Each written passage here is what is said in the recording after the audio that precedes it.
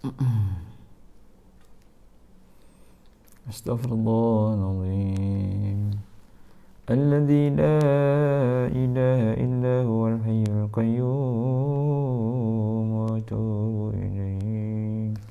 Astaghfirullahaladzim. Alladzi la ilaha illa huwal hayyul qayyum wa atubu ilaih. Astaghfirullahaladzim. Alladzi la ilaha illa huwal hayyul qayyum wa atubu ilaih. Astaghfirullahaladzim. Alladzi la ilaha illa huwal hayyul qayyum wa atubu ilaih. Allahumma anta rabbi la ilaha illa anta khalaqtani wa ana abduka wa ana ala ahdika wa wa'dika mastata'tu. A'udzu bika min syarri ma sana'tu. Abu'u laka bi ni'matika alayya wa abu'u bi dhanbi. Faghfir li fa innahu la yaghfiru dhunuba illa anta.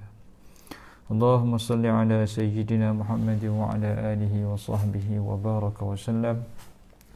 Assalamualaikum warahmatullahi wabarakatuh. Sama-sama kita mulakan pertemuan pada pagi yang berbahagia ini dengan membaca umul kitab Al-Fatihah. A'udzu billahi minasyaitonir rajim. Bismillahirrahmanirrahim. Alhamdulillahi rabbil alamin. Ar-Rahmanir Rahim. Maliki yaumiddin. إياك نعبد وإياك نستعين اهدنا الصراط المستقيم صراط الذين أنعمت عليهم غير المغضوب عليهم ولا الضالين آمين. إن الحمد لله نحمده ونستعينه ونستهديه ونستغفره ونعوذ بالله من شرور أنفسنا ومن سيئات أعمالنا. من يهده الله فلا مضل له ومن يضلل فلا هادي له. أشهد أن لا إله إلا الله وحده لا شريك له وأشهد أن سيدنا محمدا عبده ورسوله. سبحانك لا علم لنا إلا ما علمتنا إنك أنت العليم الحكيم. قال رب اشرح لي صدري ويسر لي أمري واحلل عقدة من لساني يفقهوا قولي. قد قال الله تعالى في كتابه الكريم بعد أعوذ بالله من الشيطان الرجيم. يا أيها الذين آمنوا اتقوا الله حق تقاته ولا تموتن إلا وأنتم مسلمون. Sadaqallahul azim. Tuan-tuan, puan-puan, muslimin, muslimat yang dirahmati Allah Subhanahu wa taala sekalian, kita bersyukur kepada Allah Subhanahu wa taala dengan limpahan kurnia kasih sayangnya dapat sama-sama kita dipertemukan pada ruangan kuliah subuh online di Surau An-Nur Fasa 3A Bandar Seremban Selatan pada pagi ini. Mudah-mudahan Allah Subhanahu wa taala merahmati dan memberkati pertemuan yang diadakan. Selawat dan salam ke atas Nabi kita Nabi Muhammad sallallahu alaihi wasallam, ahli keluarga baginda serta para sahabat, para tabi'in, tabi'in. Doa berpanjangan buat mereka semua dan doa berpanjangan buat kita juga yang sedang berhadapan dengan pelbagai ujian kehidupan, agar Allah Subhanahu wa taala terus berikan kita kekuatan untuk menghadapi ujian kehidupan ini dan sekaligus kita kembali kepada Allah taala sebagai hamba-hambanya yang diridai, berjaya dunia, berjaya akhirat, radhiyallahu anhum wa radu'an, dan mereka itulah mereka yang berjaya dunia akhirat. Allahumma amin. Selawat dan salam ke atas Nabi kita dan doa berpanjangan untuk semua yang hadir pada pagi ini. Tuan-tuan dan puan, hari ini hari Sabtu bersamaan dengan 4 September 2021. Maka mari sama-sama kita meningkatkan kualiti amalan kita target Sabtu Ahad ini kita nak buat apa, kan? Kita rancang Sabtu Ahad ini untuk kita memaksimumkan ketaatan kepada Allah Subhanahu Wa Taala. Kalau boleh rancang yang lain sikit lah, maksudnya kita ada kualiti amalan, kita buat amalan, kita tambahkan bacaan Quran, kita tambahkan kuantiti selawat, kita tambahkan kualiti sedekah, ya. Kalau kita tak mampu sedekah dengan wang ringgit, kita mampu sedekah dengan senyuman, ya. Tabassum li wajhi akhika sadaqah, senyuman di wajah di muka saudara kamu satu sedekah. Kalimatun tayyibah, sedekah, kita bercakap benda-benda baik juga sedekah. Memberi nasihat, mengajar juga sedekah. Tolong orang angkat barang, sedekah. Amal ma'ruf nahi munkar, sedekah. Tasbih, tahmid, tahlil, takbir, sedekah. Jadi banyak benda yang boleh kita maksimumkan ketaatan pada Allah Ta'ala sebenarnya. Ya, tak payah tunggu ada duit baru kita nak sedekah. Sebenarnya kita boleh sedekah walaupun kita tak ada duit. Jadi kita nak maksimumkan, kita kena banyakkan dipanggil pahala, kan? Bekas-bekas pahala itu kita kena banyakkan.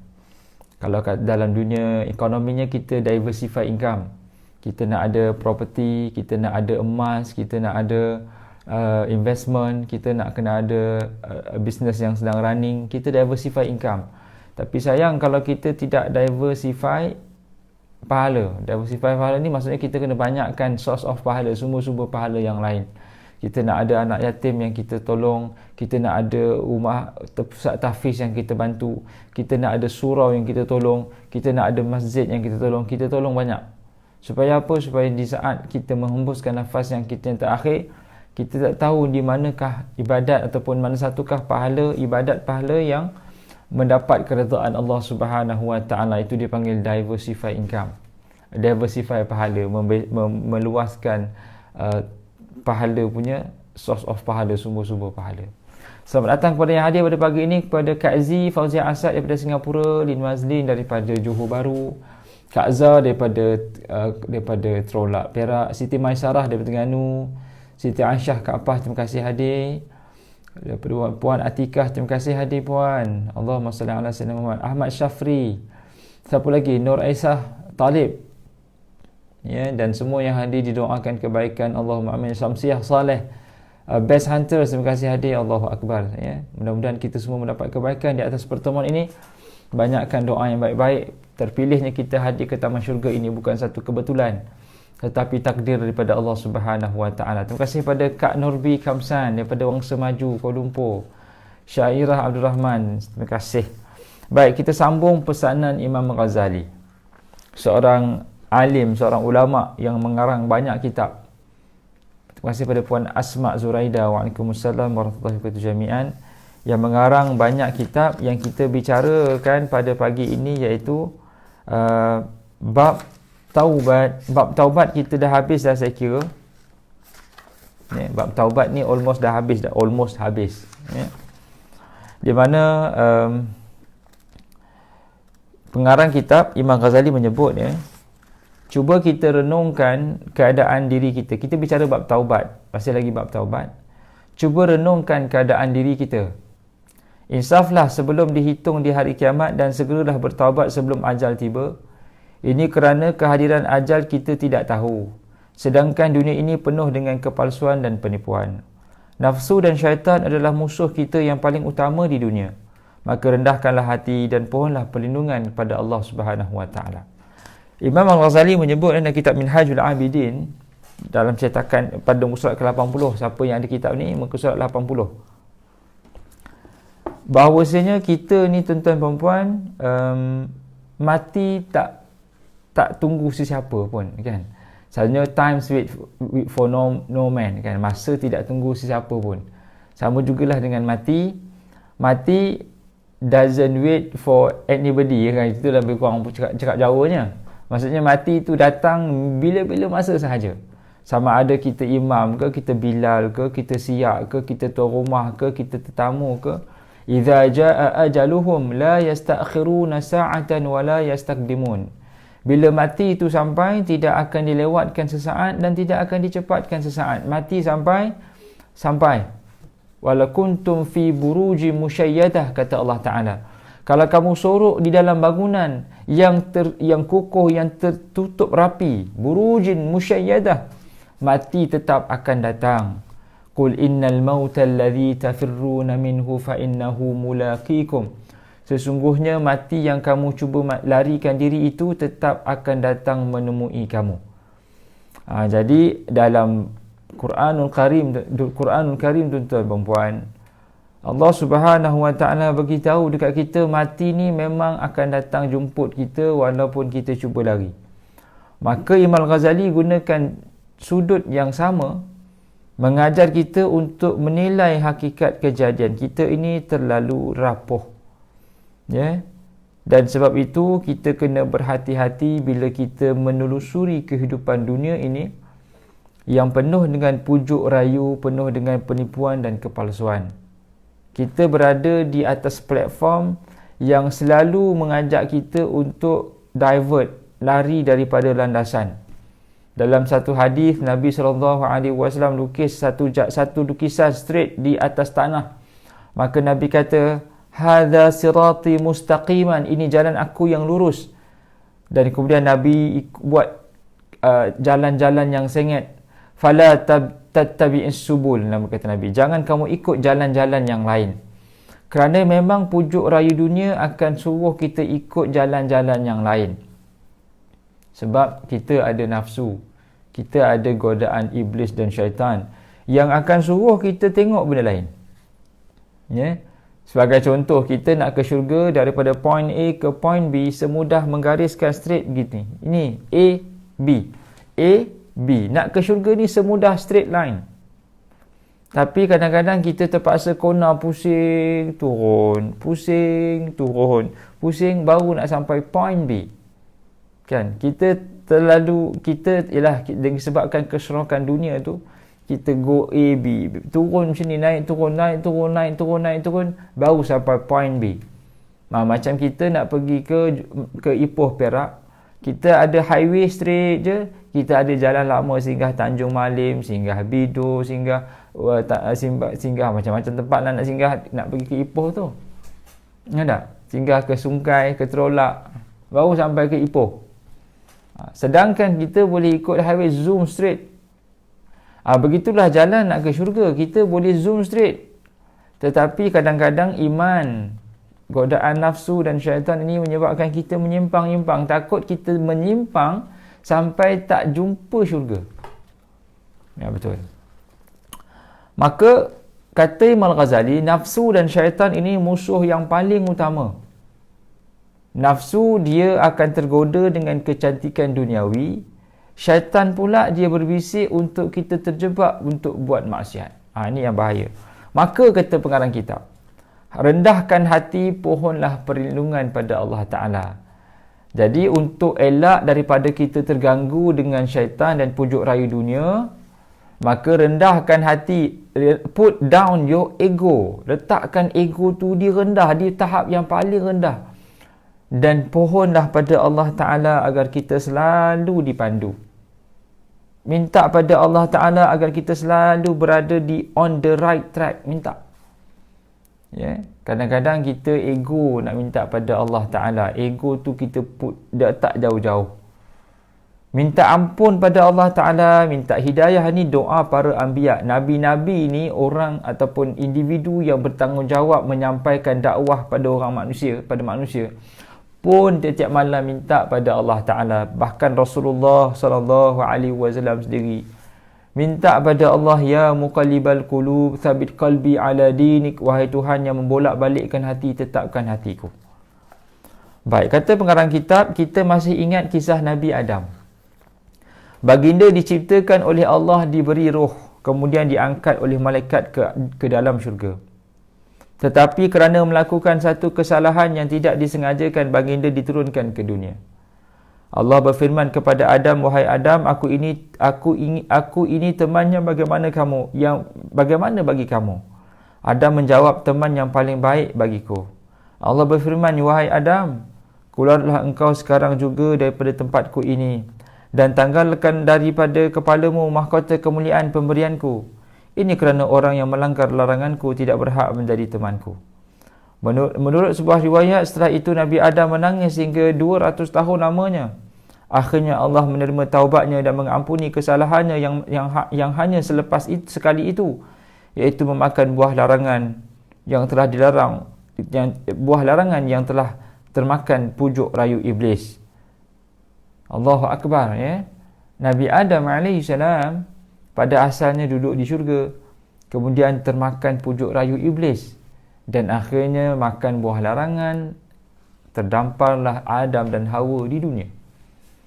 Tok nenek moyang kita namanya Adam dan Hawa, turut tidak terlepas daripada godaan iblis. Ya, tidak terlepas daripada godaan syaitan pada masa itu, dan akhirnya kita berada di dunia. Ya, takdirnya memang kita di dunia. Memang Allah ciptakan dunia ini untuk manusia, ya. Namun takdirnya juga peristiwa itu berlaku di mana Nabi Adam AS telah tergoda dengan pujuk rayu iblis, maka mereka telah makan buah larangan dan akhirnya terdamparlah mereka berdua di dunia. Menangis dan bertaubat pada Allah Ta'ala sampai ke setengah riwayat mengatakan 40 tahun, ada yang 40 hari, ada yang 200 tahun, dan akhirnya Allah Ta'ala perkenankan permohonan maaf itu dan Allah berikan kemaafan. Nabi-Nabi tak berdosa tuan-tuan dan puan, tapi Nabi-Nabi ada kesalahan, menunjukkan mereka adalah manusia biasa. Nabi Adam ada kesilapan, Nabi Nuh ada kesilapan, Nabi Yunus alaihissalam ada kesilapan. Apa kesilapan Nabi Yunus? Nabi Yunus tinggalkan kaumnya, lalu Allah Subhanahu wa taala datangkan hukuman, dimakan di ikan, duduk dalam perut ikan. Nabi Musa ada kesilapan, Nabi Isa ada kesilapan, Nabi Muhammad sallallahu alaihi wasallam ada kesilapan. Nabi Muhammad sallallahu alaihi wasallam pernah mendoakan keampunan untuk Abu Talib. Allah turunkan ayat, innaka la tahdi man ahbabta walakinallaha yahdi man yasha. Wahai Muhammad, kamu tak bagi hidayah pada orang yang kamu sayang, Allah bagi hidayah pada siapa yang dia nak.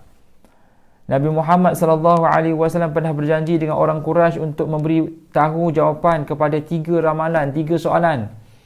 Maka Nabi Muhammad sallallahu alaihi wasallam berjanji untuk beri jawapan. Nabi tak sebut insya-Allah. Allah turunkan ayat, wala taqulanna li syai'in inni fa'ilun dzalika ghadan illa ay yasha Allah. Nabi sallallahu alaihi wasallam ditegur dalam suratul Kahfi untuk berjanji mesti sebut insya-Allah. Disebabkan itu maka wahyu terputus selama 2 minggu. Baginda Rasul SAW pernah memalingkan muka daripada seorang buta. Abasa wa tawalla an ja'ahul a'ma. Maksudnya Nabi-Nabi ada kesilapan untuk kita ambil pengajaran. Ya, bukan dosa. Dan begitulah Nabi Adam AS. Nabi Adam AS akhirnya diletakkan di bumi kerana termakan godaan iblis. Bayangkan godaan iblis ni satu makhluk yang tidak pernah rehat. Iblis ni, betul Kak Z, sedih kita semua. Amin ya rabbal alamin. Terima kasih pada yang hadir semua. Waalaikumsalam warahmatullahi wabarakatuh. Bayangkan iblis ni tak pernah rehat. Saya bicara dalam kitab Talbisul Iblis. Iblis ni makhluk yang pada asalnya dimuliakan, lalu dia ego, dia enggan terima hakikat kejadian Adam. Maka di saat penciptaan Adam, dia zahirkan ketidakpuasan hatinya di hadapan Allah. Walaupun pada peringkat awal hanya malaikat yang bersuara, dia tak bersuara, tapi iblis tunjukkan the true colour. The true colour came out. Colour yang sebenar, diri sebenarnya keluar bila mana Adam telah pun diciptakan. Khalaqtahu min tin, khalaqtani min nar. Kamu ciptakan dia daripada tanah, kamu ciptakan aku daripada, kamu ciptakan dia di tanah, aku pada api. Aku lagi mulia daripada dia, ya Allah. Maka iblis tak sujud pada Adam. Walaupun diberikan kesempatan untuk bertaubat, egonya iblis, dia tidak bertaubat. Dia siap minta pada Allah, ya Allah, kalau ini takdirnya, izinkan aku untuk goda anak Adam semuanya, untuk aku humban mereka dalam neraka. Ego tak ni? Ini tanda ego.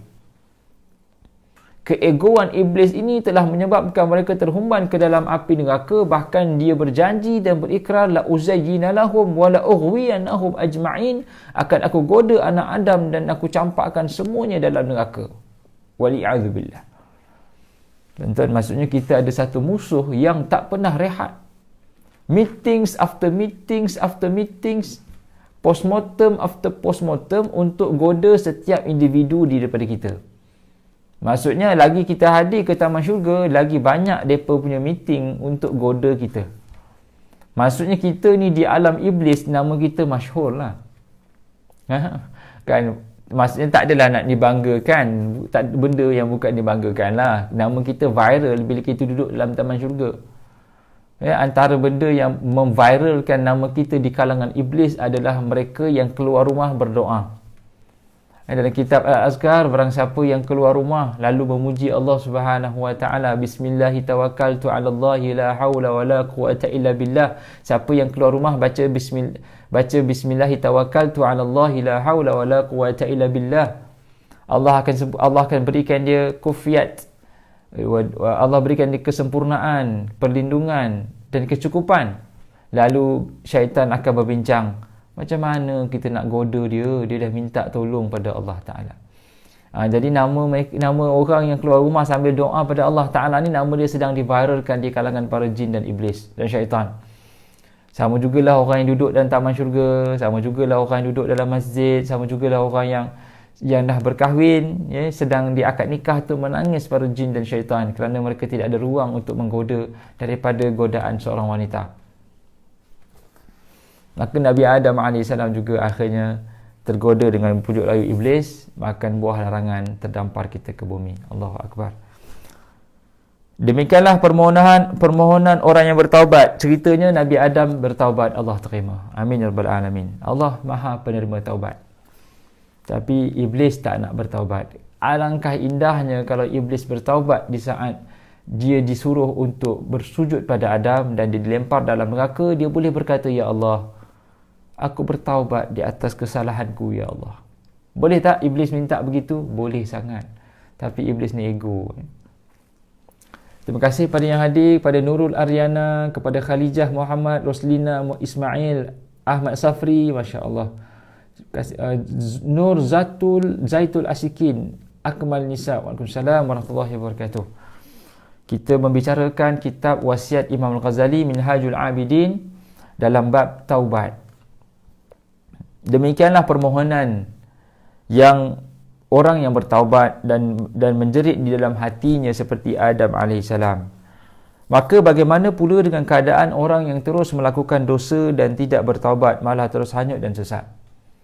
Jadi secara asasnya tuan-tuan perempuan, kalau seseorang itu melakukan dosa dan maksiat, dia kena bertaubat. Allah Subhanahu wa taala sayang kepada kita tuan-tuan perempuan. Dalam sepotong hadis kursi, Allah gambarkan sayangnya Allah kepada kita. Ya betul puan pada Kak Aziz, kitabnya berwarna hijau kuning, hijau keemasan. Hijau keemasan, emas kehijauan. Emas kehijauan. Ada hijau, ada emas. Ya. Kalau muka 80. Sayangnya Allah Ta'ala kepada hamba-Nya seperti seorang ibu yang kehilangan anak. Lalu anak ni dijumpai semula. Sayangnya ibu kepada anak yang hilang lalu dijumpai semua ini. Yang dijumpai semula ini, sayang tak? Maka kata Nabi SAW, kata Allah Ta'ala, sesungguhnya aku lebih sayang kepada hamba-Ku apabila seorang hamba itu kehilangan anaknya dan bertemu kembali. Allahu Akbar.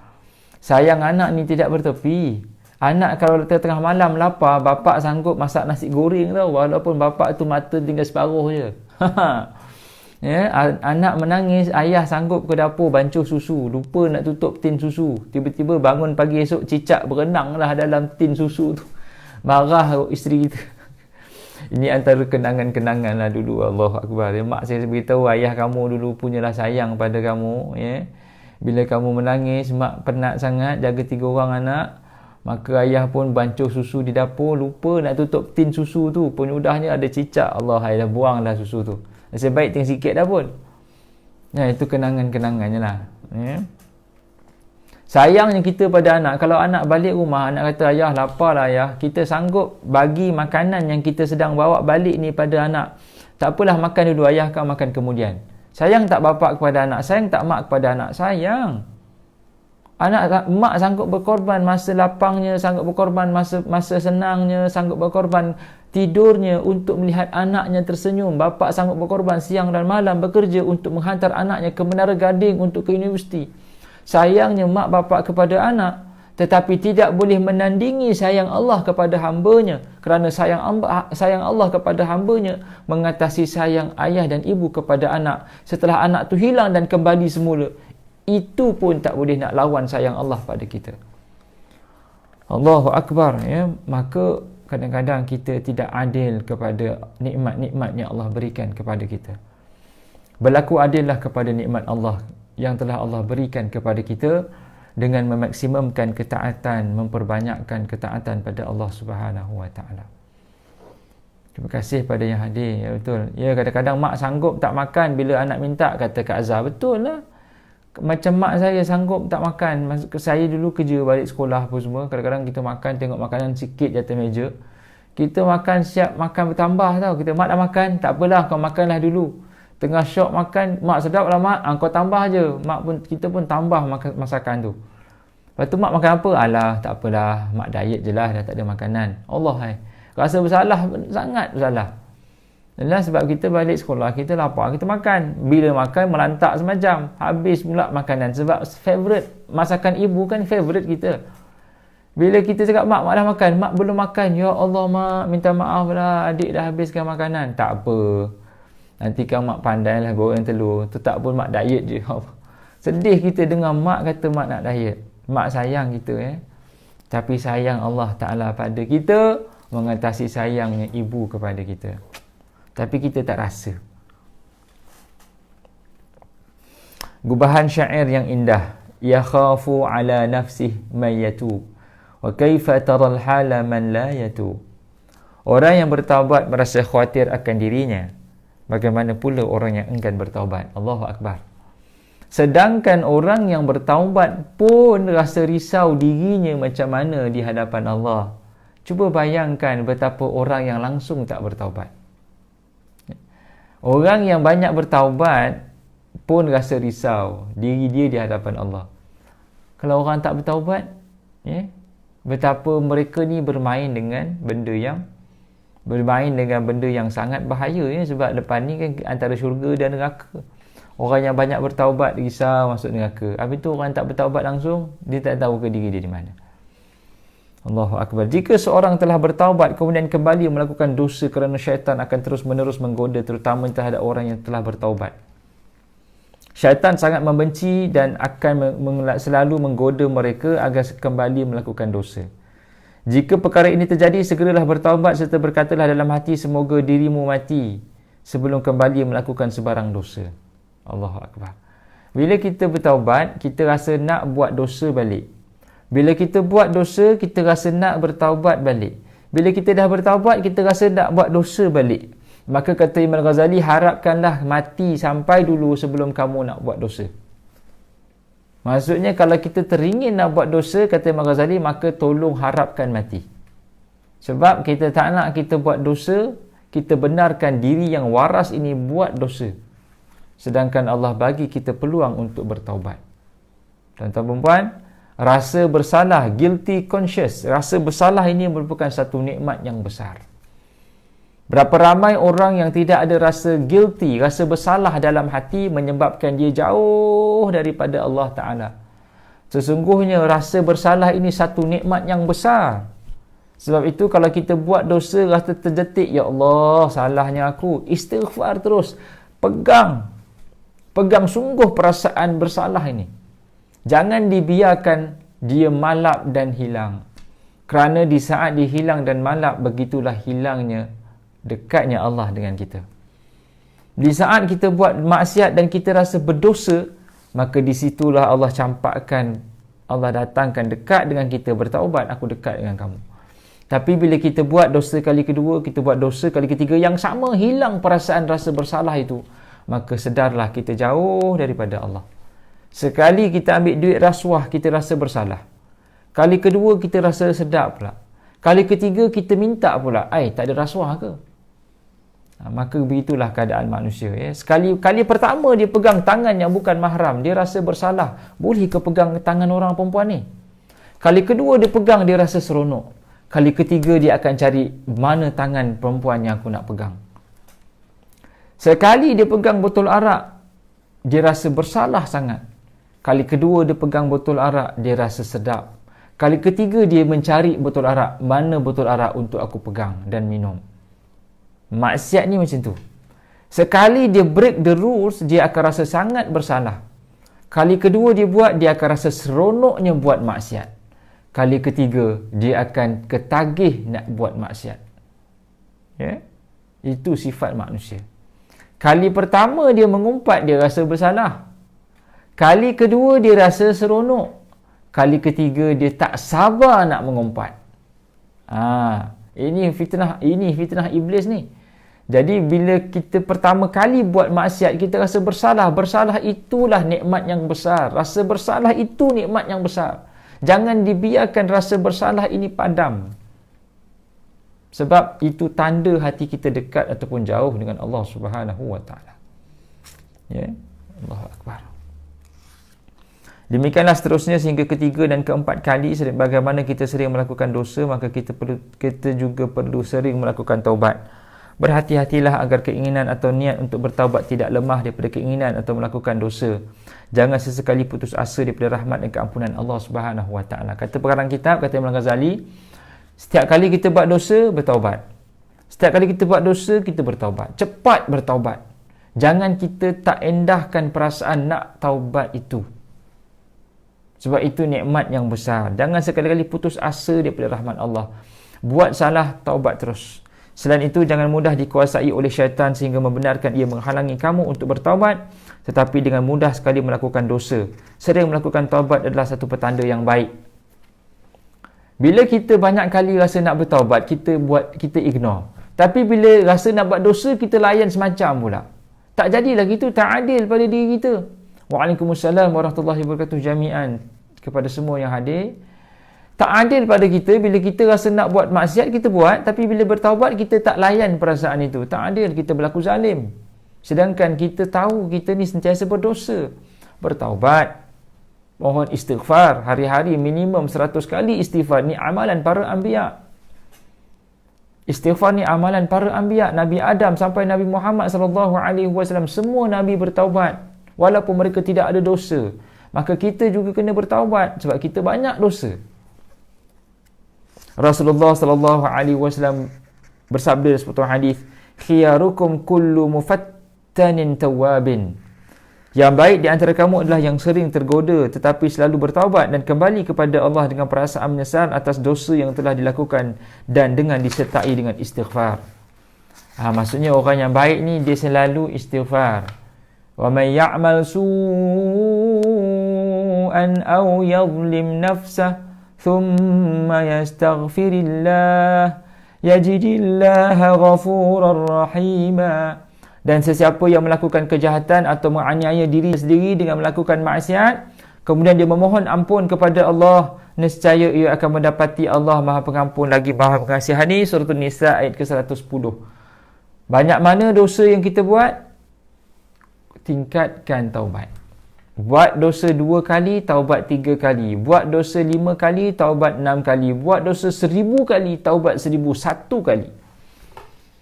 Allah sebut dalam Quran, seorang hamba melakukan dosa dan dia tahu dia ada Tuhan yang akan mengazab dosa itu, maka dia bertaubat. Allah kata apa? Wala ubali, aku tak kisah. Dia buat lagi dosa kali ketiga dan dia tahu dia ada Tuhan yang akan membalas hukuman dosa itu dan dia bertaubat. Allah kata apa? Wala ubali, dan aku tak kisah.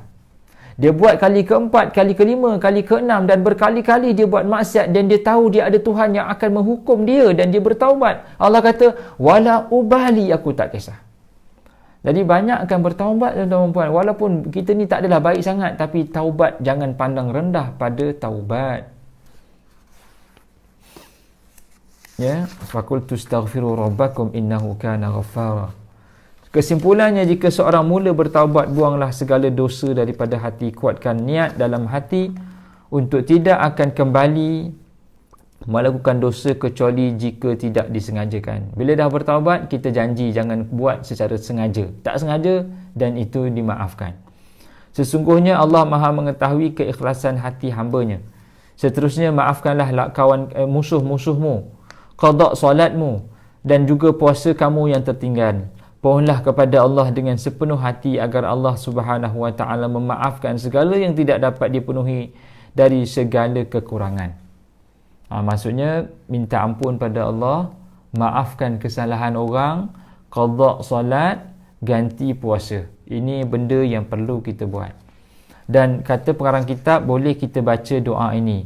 Ilahi abdukal abiq raja'a ila babika, abdukal asi raja'a ila sulh, abdukal mudhnib ataka bil uzur, fa'fu anni bijudika wa taqabbalani bifadlik, wanzur ilayya birahmatik. Allahumma ighfir li ma salafa min adh-dhunub wa'simu fima baqiya min al-ajal fa innal khaira kullahu biyadik wa anta bina raufur rahim. Wahai Tuhanku, inilah hamba-Mu yang mengembara kembali menghadap rahmat-Mu. Segala maksiat kembali kepada kebenaran. Hamba-Mu berdosa menghadap dengan memohon keampunan. Ampunilah aku dengan kemurahan-Mu. Terimalah aku dengan kurniaan-Mu. Pandanglah aku dengan rahmat-Mu. Ya Allah, ampunilah dosa-dosaku yang telah lalu dan peliharalah sisa-sisa hidupku daripada dosa. Sesungguhnya segala kebaikan itu seluruhnya berada padamu dan Engkau adalah yang paling penyayang di kalangan yang maha mengasihani. Allahumma amin.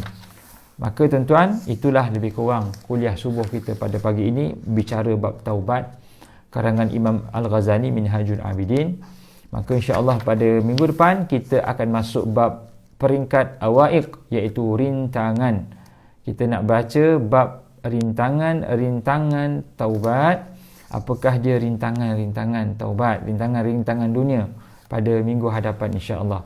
Mewakili surau An-Nur fasa 3A Bandar Seremban Selatan, mengalu-alukan kedatangan semua pada Puan Samziah daripada Brunei, Kak Aziz daripada Singapura, Siti Maisyarah daripada Terengganu, Kak Hairuniza daripada Perak, didoakan Lin Mazlin daripada Johor Bahru, didoakan kebaikan semuanya, Allahumma amin. Dan insya-Allah teruskan menyumbang kepada tabung surau yang boleh didapati di ruangan komen yang telah dipinkan oleh admin. Infak tabung surau An-Nur fasa 3A di Bank Islam 05012010 053038. Sumbangan tuan-tuan perempuan sudah pastilah diharapkan oleh pihak surau untuk pembangunan surau dan aktiviti pengimarahan. Sebagaimana yang saya sebutkan di awal kuliah tadi, kita kena diversify pahala. Kita kena banyakkan sumber-sumber pahala kita. Bukan income sahaja, duit sahaja kita nak diversify pelaburannya. Income ada investment, kita ada unit trust, kita ada takaful, kita ada rumah, kita ada emas. Maka sama jugalah pahala kita nak diversify. Salah satunya sama-sama kita menyumbang kepada tabung surau An-Nur, kerana kita tahu surau An-Nur menjemput para asatizah untuk mengisi kekosongan-kekosongan kita. Dan hargailah sumbangan surau ini. Mudah-mudahan kita berjaya dunia dan berjaya akhirat. Kita diredai oleh Allah Subhanahu wa taala. Jadi apa yang baik itu pada Allah Taala, yang kurang itu datang daripada kelemahan diri saya. Mohon maaf di atas kekurangan. Terima kasih di atas perhatian semua. Mudah-mudahan kita bertemu pada siaran yang akan datang. Aqulu madza tasma'un. Aqulu qawli hadza wa astaghfirullahal azim li wa lakum wa li jami'il muslimin wal muslimat wal mu'minin wal mu'minat. Wassalamualaikum warahmatullahi wabarakatuh. Kita tangguh pertemuan dengan tasbih kafarah dan suratul Asr. Subhanakallahumma wa bihamdika asyhadu an la ilaha illa anta astaghfiruka wa atubu ilaik. Bismillahirrahmanirrahim. Wal 'asri innal insana lafi khusr illa alladhina amanu wa 'amilus salihat wa tawassaw bil haqqi wa tawassaw bis sabr. Wassalamualaikum warahmatullahi wabarakatuh. Terima kasih semua. Mudah-mudahan kita mendapat kebaikan. Amin ya rabbal alamin.